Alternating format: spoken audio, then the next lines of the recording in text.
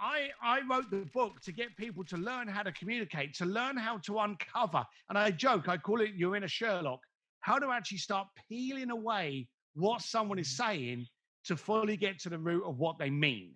Because once you get down Mm. to the core of why they want to do something and what it means to them, you can achieve anything. And I'm going to give you a story on this. We were in Palm Beach. I finished this year, 2020, was the end of like an 8-year contract with Sir Elton John. And so I've worked with him for a long time. And I had a client contact, actually, let me rephrase that. I had a prospect. I had somebody contact me, a friend of a friend, and they said, "Hey, I want to meet Sir Elton John." So I said, "Okay, why is that?" And he said, "Oh, because, he's great. He's famous. One of the greatest performers in the planet. He's going to be dead one day, and I want to photograph with him." That was honestly what he said. And I was like, "Oh, okay then. Well, yeah, thank you very much. I'll come back to you." And as you can imagine, I never did. There was no meat there. So then we get a phone call. One of my girls got it in the office, I think maybe about a month, 6 weeks later. And it's this guy on the phone and he wants to meet Sir Elton John. And one of the girls said to me, "I don't know, but it sounds like the other guy, or maybe it's a friend of his because you haven't got back to him that he's trying a different angle. So can you talk to him?" So I get on the phone. I'm like, "Hey, how you doing?" He's like, "Hi, I'd like to meet Sir Elton John." So I'm like, "Okay, why?"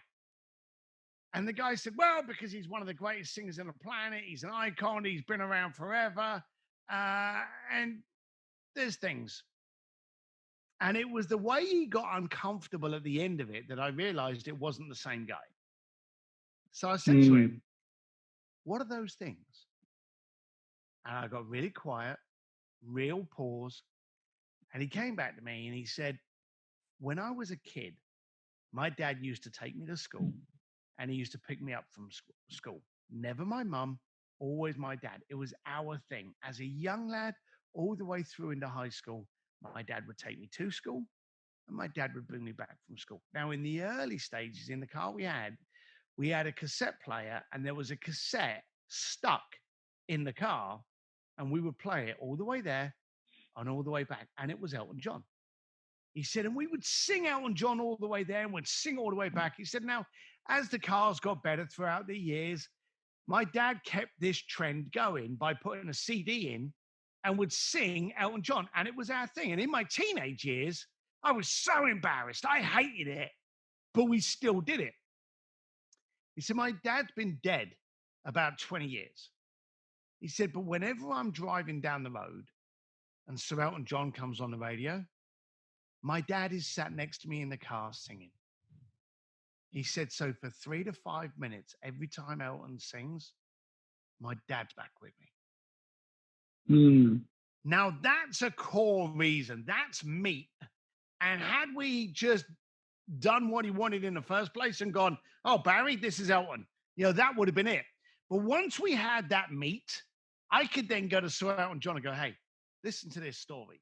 Now they met, they chatted, they hugged, everything was great. The first guy we ignored because there was no core reason, there was no driving force. It was a superficial request. But when you're working at this level, Mm. you don't want to listen to what the clients are asking for. You want to hear what they need, what they lust for, what they desire. And that's just by using your damn ears and your brain to try and decipher what are they trying to get to and uncovering the core reason behind it.